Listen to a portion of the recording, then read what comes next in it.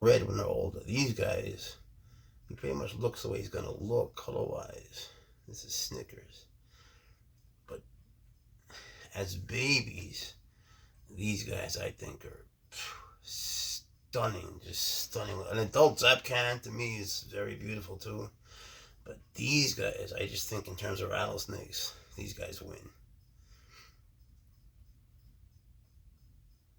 Look at, and he is gonna shed. This is the dullest he'll ever look, and he's so beautiful. Now this guy's feisty, and sometimes he just trips out, and you just don't know when, especially when he's shedding. So you don't want to mess with him too much, you know.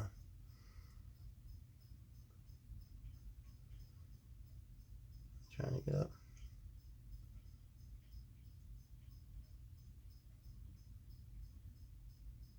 But I want him to get used to my touch, all of them, and to think of me as, well, at first as not a threat, if nothing more.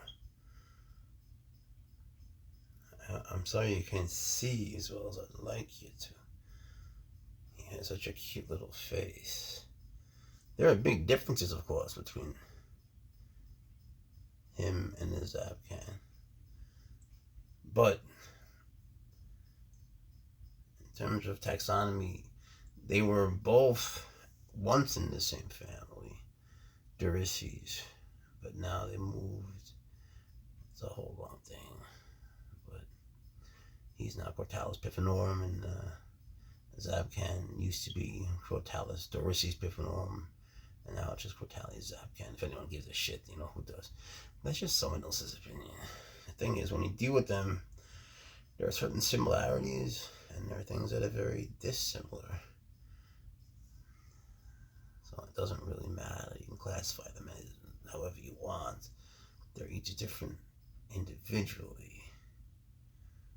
But generally, there are conclusions you can draw from a family, a group, a type, a genus, the whole thing. There are things you can conclude or infer. You know, some snakes, they're going to be arboreal. You could say that each individual is different. If it's arboreal, it's going to be arboreal. You know, if it's fossorial, it's going to burrow.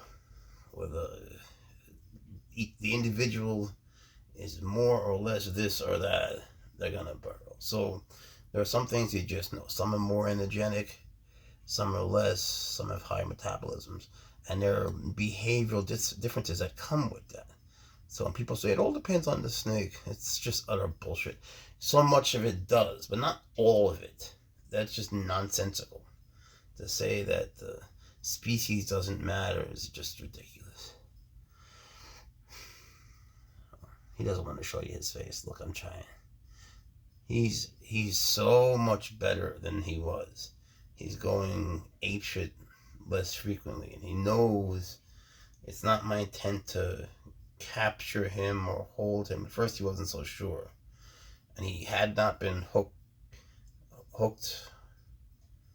I don't mean on drugs, just hooked,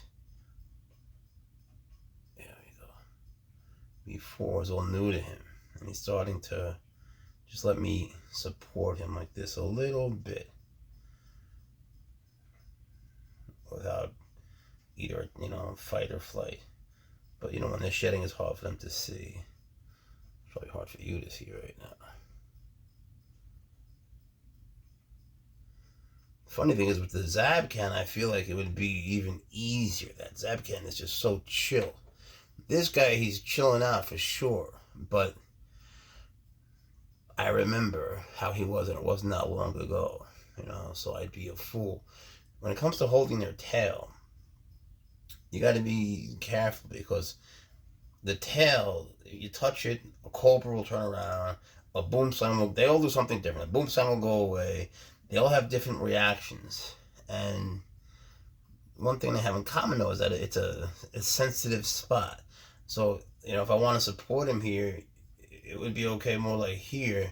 You don't want to touch the end unless you're trying to provoke movement for some, if for some reason you need to adjust their positioning or get him to go somewhere. But that is the story for today. hope you appreciate his beauty, because it is there. And you have a wonderful day or night.